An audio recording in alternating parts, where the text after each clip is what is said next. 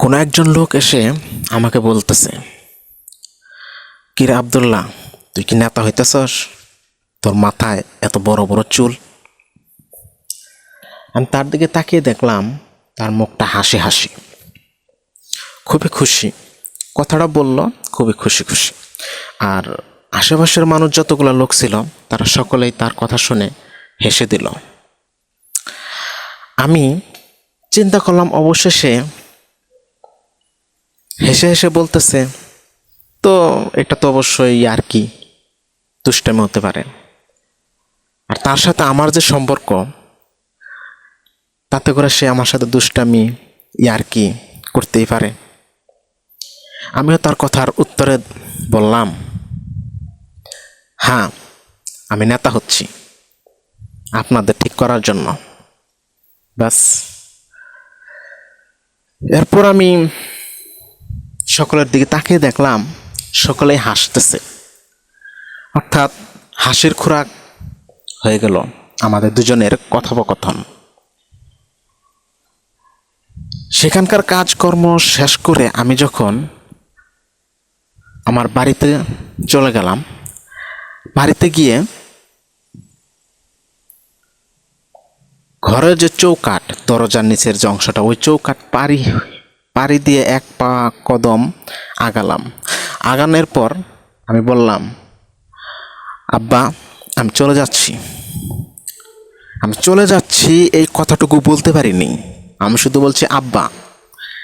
এর মধ্যেই সে, আমার পিতা, যে আমাকে জন্ম দিয়েছেন, তিনি আমাকে বলতেছেন, এই শালা, চুত মারানি শালা, বাড়িতে আসস অশান্তি সৃষ্টি করার জন্য? বেয়াদব, অশান্তি সৃষ্টি করার জন্য আসস? এগুলো বলল এবং এর সাথে অনেক কিছুই সে আমাকে বলল। আমি অবাক হয়ে গেলাম, আমার চোখে পানি চলে আসলো, খুব কষ্ট পাইলাম যে আমি কি এমন কাজ করলাম যার জন্য আমার পিতা আমাকে এইভাবে গালি দিল। আমি চিন্তা করতে লাগলাম, আমি কি কোনো কিছু করছি বা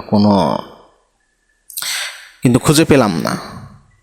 তবে আমি একটা জিনিস চিন্তা করলাম, যে আমি ওই যে বলছিলাম যে আমি আপনাদের ঠিক করব, নেতা হইতেছি, মানে এরকম যে প্রথমে যে কথাগুলো বললাম, আসলে কথাটা তো সেটা ছিল ইয়ার্কি পিতা, সেটা ছিল ইয়ার্কি। আর যে আমাকে প্রশ্নটা করেছিল যে তুই কি নেতা হচ্ছিস, চুল বড় বড়, সে গিয়ে বিচার দিছে আমার পিতার কাছে। সে কিভাবে বলছে আমি জানি না, সে বিচার দিছে। কিন্তু আমার পিতার কি উচিত ছিল না যে আব্দুল্লাহ আসুক, আমি তার কাছে শুনবো, শোনার পর আমি এই কথাটা কেন বলছে সেটা আমি অবশ্যই জানবো, জানার পর বিচার করব। কিন্তু সে তা করেনি, সে করেছে এক পক্ষ কাছ থেকে শুনলো, জাস্ট শুনলো, বিপরীত পক্ষ অর্থাৎ আমি, আমার কাছে শুনলো না যে আসলে ঘটনাটা কি হয়েছে। সে এভাবে এক পক্ষ কাছ থেকে শুনেই সে বিচার করে দিল। সে জানে না যে সে কাকে বলে এইভাবে গালি দিল।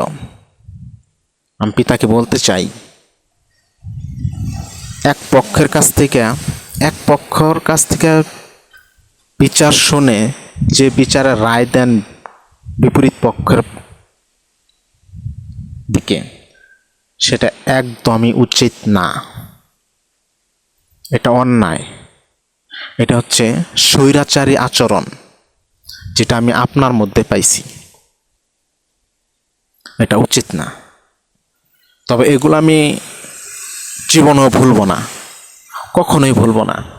এটা মনে রাখবেন আপনি, কারণ আপনি দোষ, কার দোষ না, সেগুলো কখনোই আপনি চিন্তা করেন না। আপনি দেখেন, প্রথমে আপনাকে যেই করলো নালিশ দিল, তার কথাই আপনি শুনেন এবং সেই অনুযায়ী আপনি বিচার করেন। সেটা কখনোই উচিত না। আপনি এক ধরনের স্বৈরাচারী আচরণ করেছেন আমার সাথে। এগুলো কখনোই আমি ভুলবো না।